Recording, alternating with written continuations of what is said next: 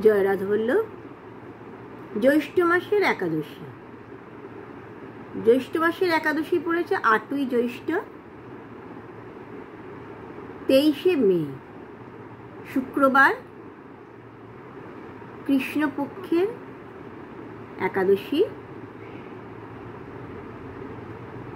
এই জ্যৈষ্ঠ মাসে কৃষ্ণপক্ষের একাদশী নাম হলো অপরা একাদশী।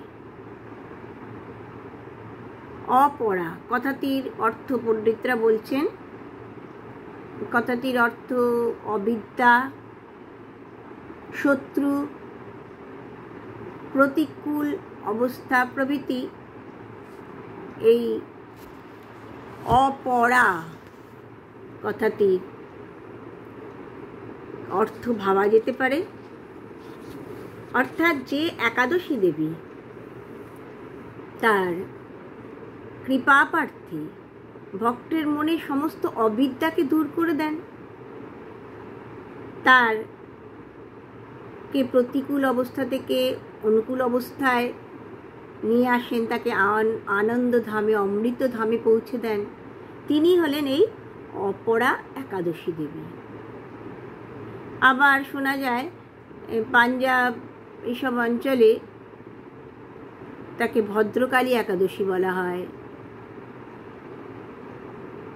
উড়িষ্যায় অচলা, পাণ্ডব, বৈষ্ণব, গান্ধারী এই নামেও এই একাদশী দেবীকে আখ্যায়িত করা হয়ে থাকে।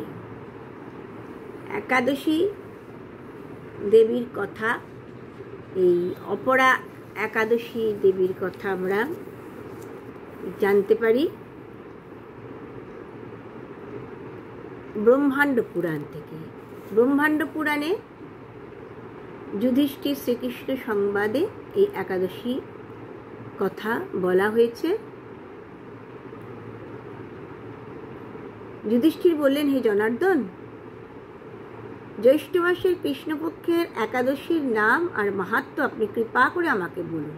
তখন ভগবান বললেন, হে মহারাজ, আপনি তো লোকের হিতের জন্য উত্তম প্রশ্নই করেছেন।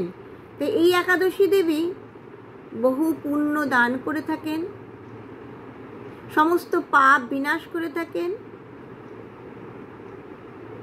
এই অসীম ফল দান করেন বলে এই একাদশীর নাম অপরা।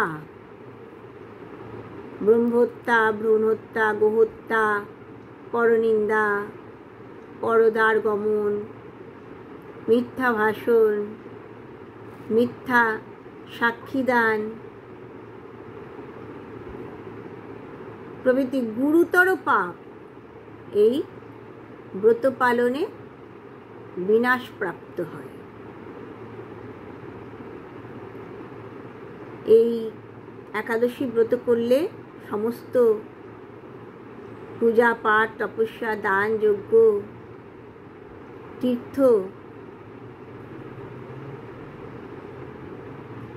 সমস্ত কিছু এই একাদশী ব্রতের ফলে লাভ করা যায়। অপরা একাদশী ব্রত পালন আর সেই দিন এই ত্রিবিক্রম ভগবানের অর্চনা করলে মানুষের পরম মঙ্গলময় বিষ্ণু লোক প্রাপ্তি ঘটে থাকে। হে যুধিষ্ঠির, আপনাকে এই একাদশীর মাহাত্ম্যের কথা বললাম, আপনি এই একাদশী মাহাত্ম্য শ্রবণ করে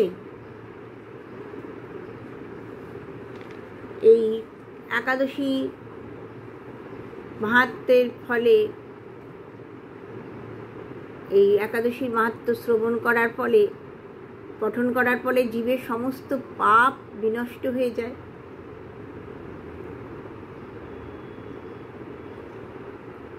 এমনকি ভক্ত শুদ্ধ প্রেম ভক্তি লাভ করেন। তাই সকলেরই এই একাদশী ব্রত পালন করা কর্তব্য। হে যুধিষ্ঠির, আপনি কৃপা করে একাদশীর ব্রতের কথা জানতে চাইলেন বলে সকলের হিতার্থে আমি এই ব্রতের মাহাত্ম্য আপনার কাছে বললাম। তাই সকলেরই একান্ত কর্তব্য এই একাদশী ব্রত পালন করা। পরের দিন পারণ 9:22 মধ্যে। শুক্রবার একাদশী, শনিবার পালন করতে হবে 9:22 মধ্যে। জয় রাধে, জয় রাধা।